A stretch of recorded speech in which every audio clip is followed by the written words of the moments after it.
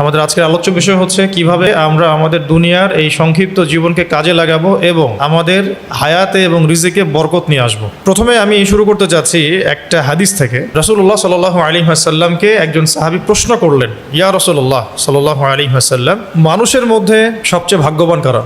মানুষের মধ্যে সবচেয়ে শ্রেষ্ঠ কারা বা ভাগ্যবান কারা বা সর্বোত্তম কারা? তো নবী করিম সাল্লাল্লাহু আলাইহি ওয়াসাল্লাম উত্তরে বললেন যে মান তালা উমরুহু ওয়া হাসুনা আমালুহু, মানুষের মধ্যে সবচেয়ে ভাগ্যবান হচ্ছে তারাই যাদের নেক হায়াতকে লম্বা করা হয়েছে এবং নেক আমলকে বৃদ্ধি করা হয়েছে। মানুষের মধ্যে সবচেয়ে সৌভাগ্যবান তারা যাদের জন্য নেক হায়াতকে লম্বা করা হয়েছে এবং নেক আমলকে বৃদ্ধি করা হয়েছে, মানে নেক আমল দুনিয়ার জীবনে বেশি বেশি করার তৌফিক দেওয়া হয়েছে।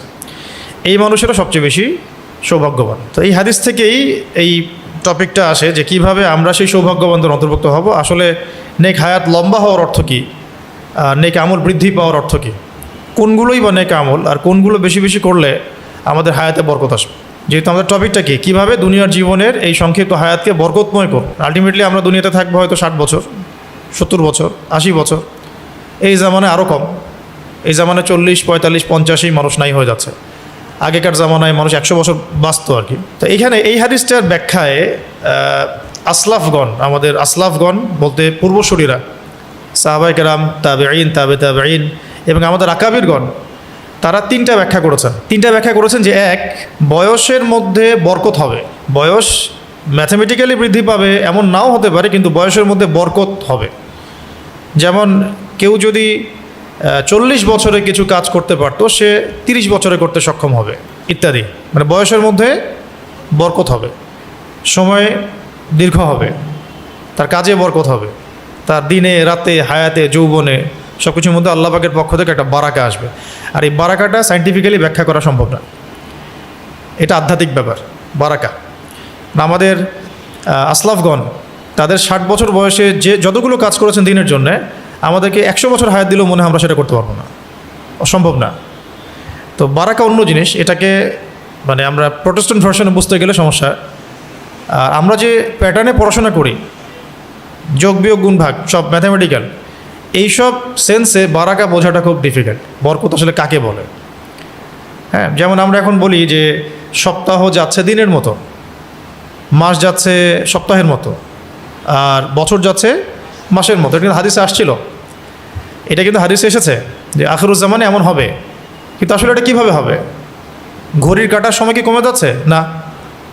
বছরের ক্যালেন্ডার থেকে কি দিন হারিয়ে যাচ্ছে? এমনও না। কিন্তু সময়ের গতি বাড়ছে, এটা আমরা বুঝতে পারছি, উপলব্ধি করছি। আমরা যদি একটা দিন, অন্তত একটা দিন সম্পূর্ণ ডিভাইস থেকে মুক্ত থাকি, আর্লি ঘুমাই, ফজরের আগে উঠি, তাহাজ্জুদের সময় উঠি, তাহাজ্জুদ পড়ি, ফজরের নামাজ পড়ি, সকালবেলা কাজ করি এবং সারাদিন আমরা সুন্নাহ মাফিক জীবনযাপন করি, নিজেরাই বুঝতে পারবো যে আজকের এই দিনে আমি অনেক কাজ করতে পারছি।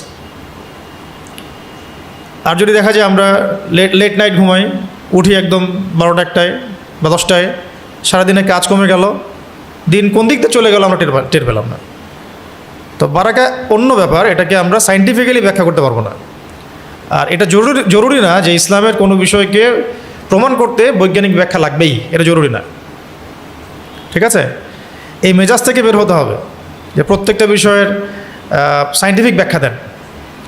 বারাকার সায়েন্টিফিক ব্যাখ্যা দেওয়া সম্ভব না, এটা উপলব্ধি করা সম্ভব। ঠিক আছে, আচ্ছা, ওইটা অন্য আলোচনা। আমরা ইনশাল্লাহ একদিন বারাকা টপিক নিয়ে কথা বলবো। আজকে বলছি এই হাদিসটার ফাহাম। রাসূল সাল্লাল্লাহু আলাইহি ওয়াসাল্লাম যে বললেন সবচেয়ে সৌভাগ্যবান ব্যক্তি তারা যাদের জন্যে নেক হায়াতকে লম্বা করা হয়েছে, নেক আমলকে বৃদ্ধি করা হয়েছে। আসলাফগণ বলেছেন নেক আমলকে বৃদ্ধি করা হয়েছে আর নেক হায়াতকে লম্বা করা হয়েছে, এর অর্থ হচ্ছে বয়সের মধ্যে বরকত হবে। 2 নম্বর একটা অর্থ এটাও হতে পারে যে প্রকৃতপক্ষেই বয়স বৃদ্ধি পাবে। হয়তো হায়াত ছিল, আল্লাহ ভালো জানেন, আমরা তো জানি না, মনে হতো যে 40 বছর বাঁচবে, 50 বছর বাঁচবে, আল্লাহ পাক বরকত দিয়ে দিয়েছেন, হায়াতের মধ্যে বৃদ্ধি করে দিয়েছেন। আর বৃদ্ধি করার পরে সেটা কত হবে সেটাও তাকদীর, সেটাও আগে থেকেই লেখা ছিল। এটা তার দোয়ার ফল বা কাজের ফল, নেক আমলের ফল। তো এটা একটা রিকোয়েস্ট থাকবে, তাকদীর নিয়ে অতিরিক্ত চিন্তা করবেন না। তাকদীর এই বিষয়টাকে নিয়ে অতিরিক্ত চিন্তা করতে যাবেন না, কারণ মিসগাইডেড হওয়ার সম্ভাবনা থাকে ভাগ্য নিয়ে বেশি চিন্তা করতে থাকলে। এটার কোনো কুল কিনারা খুঁজে পাওয়া আমাদের পক্ষে সম্ভব না। যদি কোনো ব্যক্তির বয়স 50 বছর হতো, সে তার কাজ দিয়ে, আখলাক দিয়ে, আমল দিয়ে, দোয়া দিয়ে এটা আল্লাহ পাক তাকে 60 বছর করে দিয়েছেন। ওই 60 বছরটাও আগে থেকে আল্লাহ পাক লিখে রেখেছিলেন। আল্লাহ পাক জানতেন যে জীবনের এই সময় গিয়ে সে তওবা করবে, ইস্তেগফার করবে, আমার পথে ফিরে আসবে, প্রচেষ্টা চালাবে, আমি তাকে বাড়াই দেব। ওইটা আমরা আমাদের এই এই যে ব্রেন, বস্তুবাদী চিন্তার যে জগৎ, এটা দিয়ে ব্যাখ্যা করতে পারবো না। আর 3 নম্বর হচ্ছে, এটাও একটা অর্থ হতে পারে, আসলাফগণ বলেছেন সেই ব্যক্তির ইন্তেকালের পর তার কর্মগুলো আছে, নেক আমল, এগুলো সারা দুনিয়ায় ব্যাপকভাবে সমাদৃত হবে এবং ছড়িয়ে পড়বে এবং যুগ যুগ ধরে মানুষ এর ফল ভোগ করতে থাকবে। যেমন আবু হানিফা রাহমাতুল্লাহ আলাইহি, তার কাজের ফল আমরা এখনও ভোগ করছি। ইমাম শাফিঈ, আহমদ বিন হাম্বল রাহমাতুল্লাহ আলাইহি, ইমাম মালিক রাহমাতুল্লাহ আলাইহি, সাহাবায়ে কেরাম, তাবেঈন, তাবেঈন, 4 ইমামগণ, ইমামদের যুগ, আকীদার ইমামগণ, হাদিসের ইমামগণ, হ্যাঁ, ফিকহের ইমামগণ, সবার কাজের ফল আমরা ভোগ করছি না। এখনও শত শত না, লক্ষ লক্ষ আরবি কিতাব আছে যেগুলো বাংলায় বা অন্য কোনো ভাষায় অনুবাদিত হয় নাই। এমন হাজার হাজার লাখ লাখ আরবি বই আছে যেগুলো অনুবাদই হয়নি এখন, আমরা জানি না বই মধ্যে কী আছে লেখা। ইমাম বুখারী রাহমাতুল্লাহ আলাইহি যে হাদিসের কিতাব সংকলন করেছেন, এটা ফল এখন পর্যন্ত মানুষ ভোগ করছে প্রায় যে 1200 বছর হয়ে গেল, 1250 বছর হয়ে গেল। তার মানে তিনি দুনিয়াতে নাই, কিন্তু তার কীর্তি দুনিয়াতে, নেক আমল অবশিষ্ট থেকে গেছে এবং এর ওসিলায় মানুষ উপকৃত হচ্ছে, তিনি সদাকায়ে জারিয়ার নেকি পাচ্ছেন। এটাও একটা অর্থ হতে পারে লিমান তাআল উমরুহু ওয়া হাসুনা আমালুহু। তো এখানে আসলাফগণ 3টা ব্যাখ্যা করেছেন। কয়টা? 1 নম্বর কি বললাম, বয়স বাড়ার অর্থ হচ্ছে হায়াতে বরকত হওয়া, রিজিকে বরকত আসা, যেটা আমরা উপলব্ধি করতে পারবো কিন্তু সায়েন্টিফিক্যালি ব্যাখ্যা করতে পারবো না। 2 নম্বর হচ্ছে প্রকৃতপক্ষেই বয়স বৃদ্ধি পাওয়া। যেমন আনাস রাদিয়াল্লাহু আনহুর বয়স ছিল 100 বছরের বেশি, বয়স মানে সত্যি সত্যি বৃদ্ধি পেয়েছে। রাসূল সাল্লাল্লাহু আলাইহি ওয়াসাল্লাম দোয়া, এটা সামনে আসবে হাদিসটা। আরেকটা হলো মৃত্যুর পর তার উত্তম স্মরণ, তার কীর্তিগুলোর উত্তম স্মরণ এবং বাস্তবায়ন। এখন যে বিষয়টাতে আসতে যাচ্ছি, যে কিছু আমল আমাদেরকে বলে দেওয়া হয়েছে যে আমলগুলোর মধ্য দিয়ে মানুষ তাদের হায়াতে এবং রিজিকে বরকত নিয়ে আসতে পারে এবং এই হাদিসের উপরে বাস্তবায়ন মানে আমল করতে পারে। এই হাদিসের উপরে লিমান তাআলা উমরুহু ওয়া হাসুনা আমালুহু, প্রথম যে আমলটা হলো যার দ্বারা মানুষের রিজিক এবং হায়াত বৃদ্ধিপ্রাপ্ত হয়, সেটা হলো উত্তম চরিত্র। উত্তম চরিত্র, এর মধ্যে অনেক কিছু পড়ে যায়, এটা অনেক বড় একটা কথা।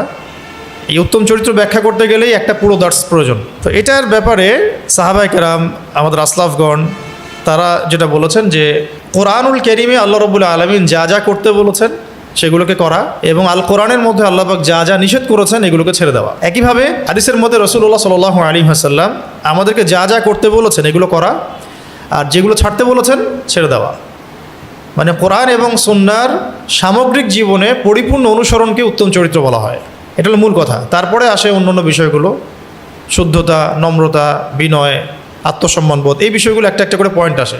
উত্তম চরিত্রের উপরে অনেক কিতাব আছে, ওগুলো ইনশাল্লাহ আপনারা পড়তে পারবেন। আমি খালি পয়েন্ট আজকে বলে দিলাম যে উত্তম চরিত্রের মধ্য দিয়ে নেক আমলে এবং হায়াতের মধ্যে বরকত নিয়ে আসা সম্ভব। এবং একটা হাদিস এটাও বলা হয়েছে যে কিয়ামতের মাঠে মিজানের পাল্লায়, কিয়ামতের মাঠে যে মিজান উপস্থাপন করা হবে বা স্থাপন করা হবে, সেই মিজানের পাল্লায় উত্তম চরিত্রের চাইতে বেশি কোনো কিছুই ভারী হবে না। না নামাজ, মানে তাহাজ্জুদ, আমাদের অন্যান্য সাদাকা, নেক আমল, প্রচেষ্টা, এগুলোর চাইতেও উত্তম চরিত্রের ওজন বেশি হবে। আল্লাহ পাক আমাদের সবার চরিত্রকে সুন্দর করে দেন। এর জন্য একটা দোয়া আছে, আল্লাহুম্মা কামা আহসানতা খালকি ফাআহসিন খুলুকি, যেটা আমরা কি পড়ি? আয়না দেখার সময় পড়ি। আয়না দেখার সময় যদি নিজের কাছে ভালো লাগে তাহলে অবশ্যই মাশা আল্লাহ বলতে ভুলবেন না। মাশা আল্লাহ লা কুওয়াতা ইল্লা বিল্লাহ, অথবা মাশা আল্লাহ, এতটুকু অন্তত। বাচ্চাকে দেখে ভালো লাগলো, নিজের বাচ্চা হোক, অন্য বাচ্চা হোক, কোনো কাপড় দেখে, কোনো গাড়ি দেখে, বা আপনার নিজের জমি দেখে বা ফসল দেখে, নিজের সম্পদ দেখে ভালো লাগলেও বলতে হবে মাশা আল্লাহ লা কুওয়াতা ইল্লা বিল্লাহ। আর যদি এখানে ফখর আসে, অহংকার আসে, তাহলে ধ্বংস হয়ে যেতে পারে। মাশা আল্লাহ বললে ইনশাল্লাহ এটা নষ্ট হবে না, চোখ লাগবে না। মানুষের নিজের চোখ নিজের গায়ে লাগতে পারে, নিজের চোখও নিজের গায়ে লাগতে পারে। এই জন্যে আয়না দেখলেও মাশা আল্লাহ বলা উচিত যদি ভালো লাগে। আর এটা বলা উচিত আল্লাহুম্মা কামা আহসানতা খালকি ফাআহসিন খুলুকি, আল্লাহুম্মা কামা আহসানতা খালকি ফাআহসিন খুলুকি, আল্লাহ আপনি আমার সৃষ্টিকে যেমন সুন্দর করেছেন আমার চরিত্রকেও এমন সুন্দর করে দিন। ঠিক আছে? অথবা এভাবে বলা